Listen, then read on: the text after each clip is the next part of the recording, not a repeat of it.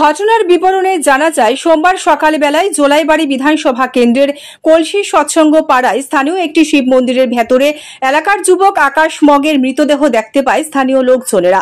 রক্তাক্ত অবস্থায় মৃতদেহ মন্দিরে পড়ে থাকতে দেখে বিষয়টি জানানো হয় বাইখোড়া থানায়। ঘটনার খবর পেয়ে ঘটনাস্থলে ছুটে যায় বাইখোড়া থানার এসআই অঞ্জন চাকমা, এসআই মরণ বৈদ্য সহ আরক্ষা প্রশাসনের কর্মীরা। পুলিশ ঘটনাস্থলে উপস্থিত হয়ে ঘটনাস্থল পরিদর্শন করেন। এই মৃত্যু নিয়ে এসআই অর্জুন চাকমার নিকট জানতে চাইলে তিনি জানান, মৃত্যুর প্রাথমিক কারণ সঠিকভাবে বলা যাচ্ছে না। ফরেনসিক টিম আসা পর্যন্ত মৃতদেহের কোনো জায়গায় আঘাত আছে কিনা তা বলা যাচ্ছে না। ফরেনসিক টিম আসলে মৃতদেহ তল্লাশি করা হবে এবং ময়না তদন্তের পর মৃত্যুর সঠিক কারণ জানা যাবে বলে জানান পুলিশ। অর্জুন চাকমা জানান, মৃত যুবকের পিতার সঙ্গে কথা বলে জানা যায়, বিগত কয়েক বছর যাবৎ যুবকটি ড্রাগস সেবন করত। মৃত্যুর পেছনে নেশা প্রধান কারণ হতে পারে বলে ধারণা করা হচ্ছে, তবে কিভাবে মৃত্যু হয়েছে তা সঠিকভাবে কেউ বলতে পারছে না। জায়গাটা হলো কলসির সৎসঙ্গ পাড়া, এটা হলো শিব মন্দির, কলসি সৎসঙ্গ পাড়ার শিব মন্দির।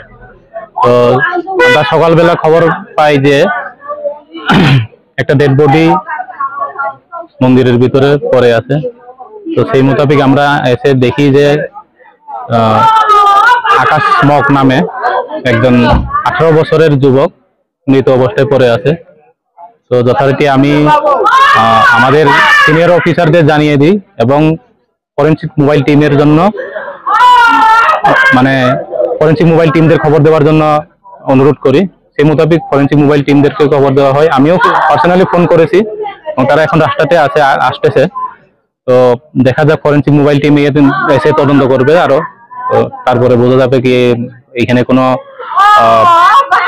নেগেটিভ কোনো কিছু আছে কি নাই, নাকি কোনো নিহত একটা দুর্ঘটনা, নাকি এখানে কোনো খারাপ কিছু আছে, তারপরে তদন্তে বের হবে আর কি।